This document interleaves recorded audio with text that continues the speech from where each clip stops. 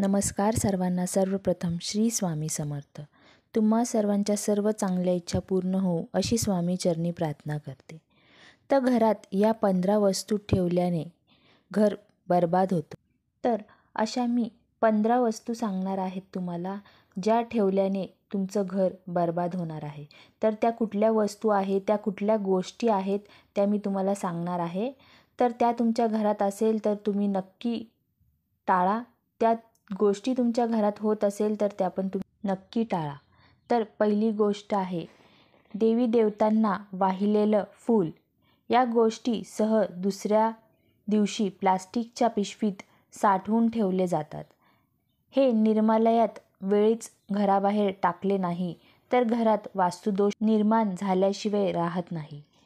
अशा घरात कटकटी, भांडणे, वादविवाद या गोष्टी होत राहतात.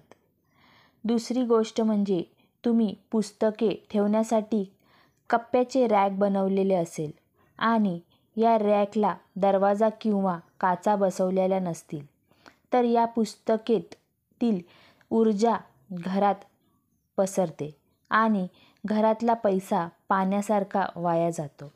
घरात सतत कलह, वादविवाद निर्माण होतात. तिसरी गोष्ट म्हणजे तडा गेलेले किंवा फुटलेले आरसा. घरात मोठ्या प्रमाणात नकारात्मक ऊर्जा निर्माण करतो. ही ऊर्जा चालू काम बंद पाडते. प्रत्येक कामात अपयश येऊ लागते. चौथी गोष्ट म्हणजे घरात वाहते पाणी, युद्ध प्रसंग, रडणारी किंवा शोक करणारी स्त्री असे फोटो कदापि लावू नये. अन्यथा घरात सतत निराशेचा वातावरण राहते. घरात एक प्रकारचे तणाव जाणवते. पाचवी गोष्ट म्हणजे मृत व्यक्तीचे कपडे घरात ठेवू नये. अशा कपड्यात मृत व्यक्तीची ऊर्जा सामावलेली असते. असे कपडे घराच्या प्रगतीत अडथळे आणतात. कौटुंबिक कलह निर्माण होतात. सहावी गोष्ट म्हणजे देवी देवताच्या तडा गेलेले फोटो किंवा मूर्ती घरात चुकूनही ठेवू नयेत. याने देवदोष लागतो व घरात अनेक समस्यांना निर्माण होतात.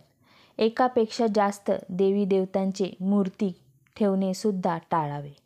नको असल्यास देवी देवतांचे मूर्ती किंवा फोटो लवकरात लवकर वाहत्या पाण्यात किंवा पवित्र वृक्षाखाली विसर्जित करावे. सातवी गोष्ट म्हणजे बंद पडलेले किंवा न दुरुस्त घड्याळ घरात पडून असेल तर चांगली चाललेली वेळ वाईट वेळात रूपांतर होते.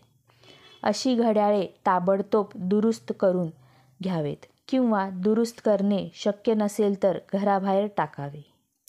आठवी गोष्ट म्हणजे घराला किंवा वाहनाला नजर लागू नये म्हणून लिंबू मिरची बांधली जाते. ही लिंबू मिरची 1 आठवड्याहून अधिक काळ घराला किंवा वाहनाला बांधू नका. त्याचे वेळीच विसर्जन करावे. अन्यथा फायदा ऐवजी तोटे होतात. नववी गोष्ट म्हणजे जुने कॅलेंडर घरातील भिंतींवर लावू नये. वर्ष संपताच जुनं कॅलेंडर गुंडाळून व्यवस्थित ठेवून द्यावे व त्या जागी नवीन कॅलेंडर लावावे.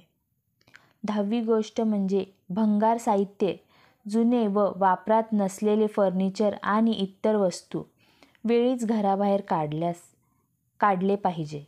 खूप वेळ या वस्तू घरात राहिल्याने वास्तुदोष निर्माण होतो व घरची प्रगती होत नाही. 11वी गोष्ट म्हणजे काटेरी झाडे घरात चुकूनही लावू नये. आजारपण पाठी लागते व पैसा आजारपणात खर्च होतो. ज्या झाडाचे पाने तोडल्यानंतर दूध म्हणजेच चीक निघतो अशी झाडे सुद्धा घरात किंवा घराभोवती लावू नये. 12वी गोष्ट म्हणजे पाकिटाच्या संबंधी थेट महालक्ष्मी मातेशी असतो. पाकिट फाटलेलं असेल किंवा खराब झालेलं असेल तर ताबडतोब बदलावे. पाकिटात अनावश्यक वस्तू ठेवू नये.